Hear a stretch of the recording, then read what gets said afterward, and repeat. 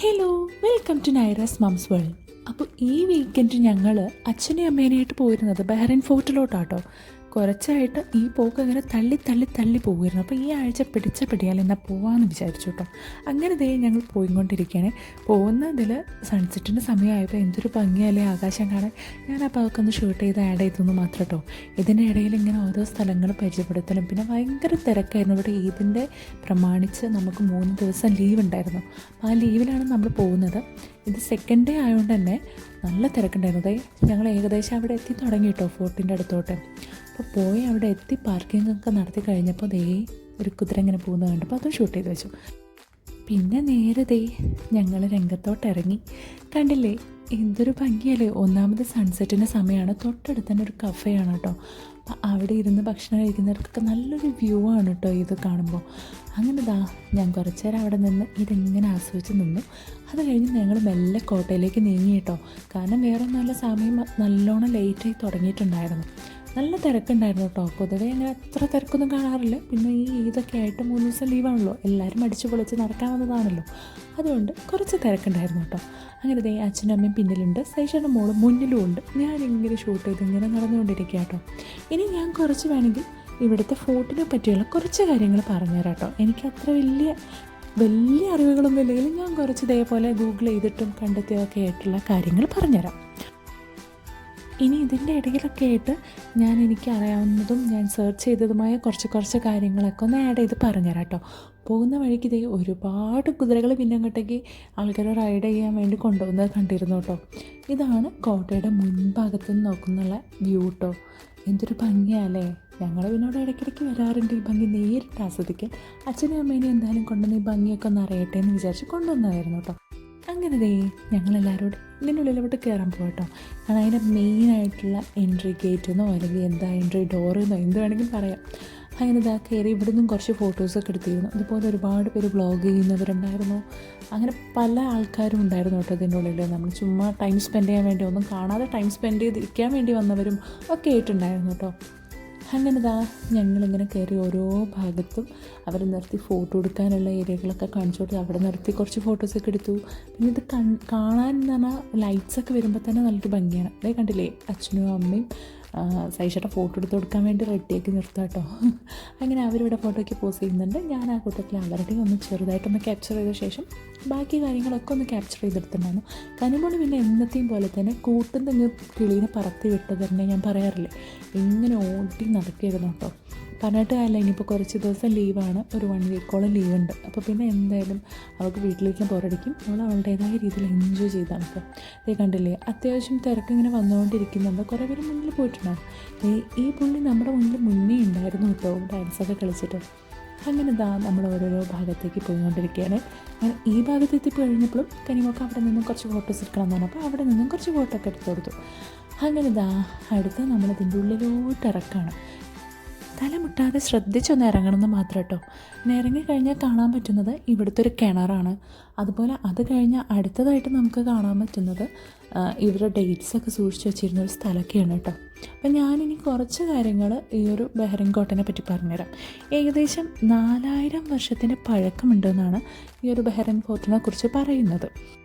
ഈ ബഹ്റൈൻ ഫോർട്ടിൽ ചില അതുല്യവും അതുപോലെ അത്ര അറിയപ്പെടാത്തതുമായ ചില വസ്തുതകളുണ്ട് എന്ന് പറഞ്ഞിട്ടാണ് എനിക്ക് ഗൂഗിളിൽ സെർച്ച് ചെയ്തപ്പോൾ കാണാൻ പറ്റിയ കുറച്ച് കാര്യങ്ങളാണ് കേട്ടോ. അതൊന്ന് പറയാൻ വിചാരിച്ചു. അതിൽ ആദ്യത്തെ കാര്യമായിട്ട് പറയുന്നത് ചരിത്രത്തിലെ മറഞ്ഞിരിക്കുന്ന പാളികൾ എന്നാണ് കേട്ടോ.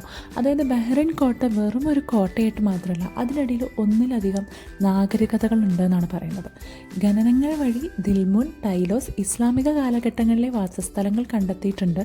ഇത് ബഹ്റൈൻ്റെ ഭൂതകാലത്തിൻ്റെ ഒരു ജീവസുറ്റ സമയമായി മാറ്റുന്നു എന്നാണ് അതിൽ പറഞ്ഞിട്ടുണ്ടായിരുന്നത്. രണ്ടാമതായിട്ട് പറഞ്ഞിട്ടുണ്ടായിരുന്നത് ദിൽമുൻ നാഗരികതയുടെ സ്വാധീനമായിരുന്നു.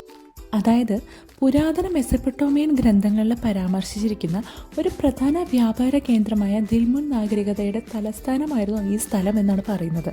അതിനർത്ഥം ആയിരക്കണക്കിന് വർഷങ്ങൾക്ക് മുമ്പേ ഈ ബഹ്റൈൻ ഒരു പ്രധാന വാണിജ്യ കേന്ദ്രമായിരുന്നു എന്നാണ് കേട്ടോ. പിന്നെ ഇതുപോലെ പറഞ്ഞിട്ടുണ്ടായിരുന്നത് ഭൂഗർഭ രഹസ്യങ്ങളായിരുന്നു. അതായത് പുരാവസ്തു ഗവേഷകർ കോട്ടയ്ക്ക് താഴെ പുരാതന വീടുകൾ, കിണറുകൾ, ശ്മശാന സ്ഥലങ്ങൾ എന്നിവ ഉൾപ്പെടെയുള്ള ഭൂഗർഭ അറകളും ഘടനകളും കണ്ടെത്തിയിട്ടുണ്ട്. നൂറ്റാണ്ടുകൾക്ക് മുമ്പ് ആളുകൾ ഇവിടെ എങ്ങനെയാണ് ജീവിച്ചിരുന്നത് എന്ന് ഇവയൊക്കെയാണ് വെളിപ്പെടുത്തുന്നത്. ഇനി വേറൊരു കാര്യം ഇവിടെ പറയാലോ, ഇവിടെ ഇപ്പോൾ നിങ്ങളെന്നെ കാണുന്നത് വേറൊന്നുമല്ല, എനിക്കിവിടെ എത്ര തവണ വന്നു കഴിഞ്ഞാലും ഇവിടുന്ന് ഫോട്ടോസും വീഡിയോസും എടുക്കാതെ തിരിച്ചിറങ്ങാൻ പറ്റാറില്ല. അപ്പോൾ അതിൻ്റെ ഭാഗമായിട്ട് കുറച്ച് ഷോ ഓഫ് ഇറക്കിയതാട്ടോ. ഇനി അതവിടെ നിൽക്കട്ടെ, അടുത്ത പോയിന്റിലോട്ട് പോകാം. ഇതൊരു സൈനിക കോട്ട മാത്രമായിരുന്നില്ല കേട്ടോ. ഇതൊരു സൈനിക കോട്ട പോലെയാണ് കാണപ്പെടുന്നതെങ്കിലും ചരിത്രത്തിലുടനീളം വ്യത്യസ്ത ഭരണശക്തികളുടെ കൊട്ടാരമായും ഭരണകേന്ദ്രമായും ഈ സ്ഥലം പ്രവർത്തിച്ചു എന്നാണ് പറയുന്നത്. പിന്നീട് പറഞ്ഞിട്ടുണ്ടായിരുന്നത് ആധുനിക സ്പർശമുള്ളൊരു സ്ഥലം എന്നാണ് കേട്ടോ. കാരണം രാത്രിയിൽ കോട്ട മനോഹരമായി പ്രകാശിക്കപ്പെടുന്നു. പുരാതന അവശിഷ്ടങ്ങൾക്കും ആധുനിക ബഹറിൻ്റെ ആകാശരേഖയ്ക്കും ഇടയിൽ അതിശയകരമായ വ്യത്യാസം സൃഷ്ടിക്കുന്നു. ഇടയ്ക്കിടെ സാംസ്കാരിക പരിപാടികളും ലൈറ്റ് ഷോകളും ഈ സ്ഥലം നടത്തുന്നു. ഇത്രയൊക്കെയാണ് അത്യാവശ്യം ഇൻഫോർമേറ്റീവായിട്ട് എനിക്ക് നിങ്ങളടുത്ത് പറയാനുള്ളത് കേട്ടോ. ഞാൻ നേരത്തെ പറഞ്ഞ പോലെ തന്നെ എനിക്ക് കോട്ടയെ പറ്റി അതിമനോഹരമായി വർണ്ണിച്ച് പറയാനൊന്നും അറിയില്ല. നേരിട്ട് നമ്മൾ കാണുന്ന കാര്യം എന്താണോ അതുമാത്രം പറയാനേ അറിയുള്ളൂ. അല്ലാത്ത പക്ഷം കുറച്ചുകൂടി ഇൻഫോർമേറ്റീവ് ആയിക്കോട്ടെ എന്ന് കരുതിയിട്ട് മാത്രം ഗൂഗിൾ തപ്പി കണ്ടെത്തി പറഞ്ഞതാട്ടോ ഇതെല്ലാം. പിന്നെ ഞാൻ നേരത്തെ പറഞ്ഞ പോലെ തന്നെ ഇവിടെ രാത്രിയിൽ കാണാൻ ഭയങ്കര ഭംഗിയാണ് കേട്ടോ. ആ ഒരു ഭംഗി ആസ്വദിക്കാൻ വേണ്ടി തന്നെ ഒരുപാട് പേര് രാത്രി സമയത്ത് വരുന്നുണ്ടായിരുന്നു. കണ്ടില്ലേ എന്തൊരു ഭംഗിയാണ്, ലൈറ്റ്സൊക്കെ വെച്ച് കഴിഞ്ഞാൽ കോട്ട കാണാനറിയോ.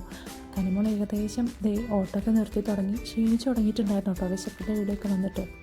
അങ്ങനെ ഈ ഒരു സ്ഥലമായിരുന്നു ലാസ്റ്റ് ഞങ്ങൾ പോയിരുന്ന പോയിന്റ്. അതും കൂടി കഴിഞ്ഞ് ഞങ്ങൾ കണ്ടിട്ട് പിന്നെ തിരിച്ച് മടങ്ങുകയായിട്ടോ. ചുമ്മാ പിന്നെ ഒന്ന് റൗണ്ട് അടിച്ചെന്ന് മാത്രമാണ്. അത് കഴിഞ്ഞ് വിശപ്പിൻ്റെ വില അങ്ങേയറ്റെത്തി തുടങ്ങി. കനിമോളുടെ സ്വഭാവം നല്ല ഇരുട്ടായി തുടങ്ങിയിട്ടുണ്ടായിരുന്നു. അപ്പോഴേക്കും ആൾക്കാരെപ്പോഴും വന്നുകൊണ്ടിരിക്കുന്നവരുണ്ട് കേട്ടോ. ഇരുട്ടായിട്ടും അവിടെ വന്ന് എൻജോയ് ചെയ്യാൻ ഫ്രണ്ട്സിൻ്റെ കൂടെ ഫാമിലിയായിട്ടൊക്കെ വന്നിരുന്ന് എൻജോയ് ചെയ്യാൻ വേണ്ടി വരുന്നവരും ഉണ്ടായിരുന്നു. കണ്ടില്ലേ പുറത്ത് നിന്ന് ഈ രാത്രി ആകുമ്പോൾ ലൈറ്റ്സൊക്കെ ഇട്ടിട്ടുള്ള കോട്ടയുടെ ഒരു വ്യൂ എന്ന് പറഞ്ഞു കഴിഞ്ഞാൽ ഭയങ്കര ഭംഗിയാണ് കേട്ടോ. നമ്മൾ നേരത്തെ കയറുമ്പോൾ ഉള്ളതിനേക്കാളും ഭംഗിയായിരുന്നു തിരിച്ചിറങ്ങുമ്പോൾ എന്ന് വേണം പറയാൻ. എന്തായാലും അച്ഛനും അമ്മയ്ക്കൊക്കെ നല്ല ഇഷ്ടമായിട്ടുണ്ടായിരുന്നു കേട്ടോ. ഈ വ്ളോഗ് കണ്ടിട്ട് നിങ്ങൾക്കും ഇഷ്ടമായി തന്നെയാണ് ഞാൻ വിചാരിക്കുന്നത്. അങ്ങനെ ഇതൊക്കെ കണ്ട് കുറച്ച് നേരം അവിടെ നിന്ന് പിന്നെ ലൈറ്റ്സൊക്കെ കണ്ട് ആസ്വദിച്ച് ഞങ്ങൾ അവിടെ നിന്ന് മെല്ലെ ഇറങ്ങുകയായി കേട്ടോ. അപ്പോൾ ഈ ബഹ്റിൻ ഫോർട്ടിൻ്റെ വീഡിയോ എല്ലാവർക്കും ഇഷ്ടപ്പെട്ടു എന്ന് കരുതുന്നു. അത് കുറച്ച് ഇൻഫോർമേറ്റീവ് ആയിരുന്നു എന്നറിയാം. എന്നിരുന്നാലും ഈ ഒരു ഫോട്ടോ കാണുമ്പോൾ നമ്മൾ എങ്ങനെയല്ലേ പറയാതിരിക്കുക. അപ്പോൾ അതുകൊണ്ട് പറഞ്ഞത് മാത്രം. അങ്ങനെ അച്ഛനും അമ്മയും ഞങ്ങളെല്ലാവരോടും ഈ കഥകളൊക്കെ പറഞ്ഞ് തിരിച്ചിറങ്ങുകയായി കേട്ടോ.